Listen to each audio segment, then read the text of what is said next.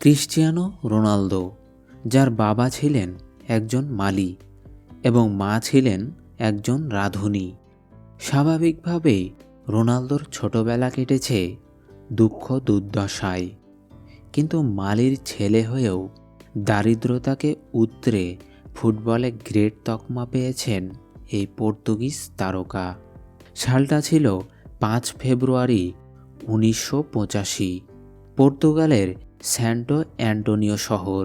Mario ডোলারাস দম্পতির ঘরে জন্ম নেন ক্রিস্টিয়ানো রোনালদো। পুরো নাম ক্রিস্টিয়ানো রোনালদো দস সান্তোস অ্যাভেইরো। রোনালদো নামটা রেখেছিলেন তার বাবা, সাবেক আমেরিকান প্রেসিডেন্ট রোনাল্ড রিগন্যানের নামের সঙ্গে মিল রেখে। 2003 সালে 12 মিলিয়ন পাউন্ডের বিনিময়ে ম্যানচেস্টার ইউনাইটেডে যোগ দেন ক্রিস্টিয়ানো রোনালদো। তাকে ক্লাবটির ঐতিহ্যবাহী 7 নম্বর জার্সি দেওয়া হয়। এ জার্সি পরে একসময় মাঠ কাঁপিয়েছেন জর্জ বেস্ট, ব্রায়ান রবসন ও ডেভিড বেকহামের মতো তারকা প্লেয়ার। এরপর 2009 সালে 80 মিলিয়ন পাউন্ডের বিনিময়ে ওল্ড ট্র্যাফোর্ডের ক্লাব থেকে স্প্যানিশ ক্লাব রিয়াল মাদ্রিদে পাড়ি দেন রোনালদো। সেখান থেকে সিরিয়া জায়ান্ট জুভেন্টাস হয়ে এখন সৌদি ক্লাব আল নাসেরে খেলছেন ক্রিস্টিয়ানো রোনালদো। বিশেষজ্ঞদের অনেকে মনে করেন রোনালদো বর্তমান সময়ে অন্যতম সেরা খেলোয়াড়। 2004 সালে ইন্দোনেশিয়ায় সুনামি থেকে বেঁচে ফেরা একটা ছেলের ছবি ছড়িয়ে পড়েছিল সোশ্যাল মিডিয়ায়, যার গায়ে ছিল পর্তুগালের জার্সি। সেই ছেলের সঙ্গে দেখা করতে ইন্দোনেশিয়া উড়ে গিয়েছিলেন রোনালদো। নিয়েছিলেন তার পুরো পড়াশোনার দায়িত্ব। আপনি হয়তো জেনে অবাক হবেন, রোনালদোর করা স্পট জাম্পে হেড আমরা সবাই দেখেছি।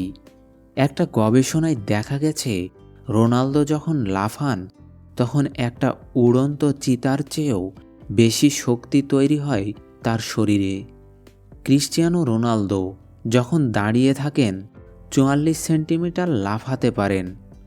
তিনি দৌড়ে এসে 78 সেন্টিমিটার লাফ দেন, যেটা একজন বাস্কেটবল খেলোয়াড়ের চাইতেও বেশি।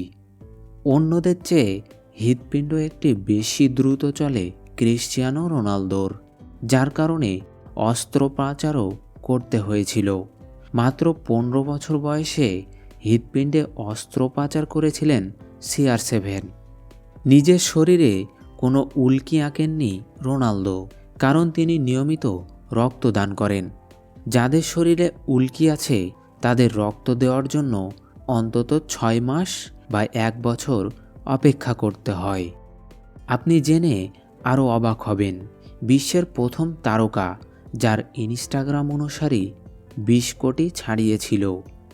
বর্তমানে ইনস্টাগ্রামে তার ফলোয়ার্সের সংখ্যা 620 মিলিয়নের কাছাকাছি। ইনস্টাগ্রাম থেকে বছরে 150 মিলিয়ন মার্কিন ডলারের বেশি উপার্জন করেন CR7।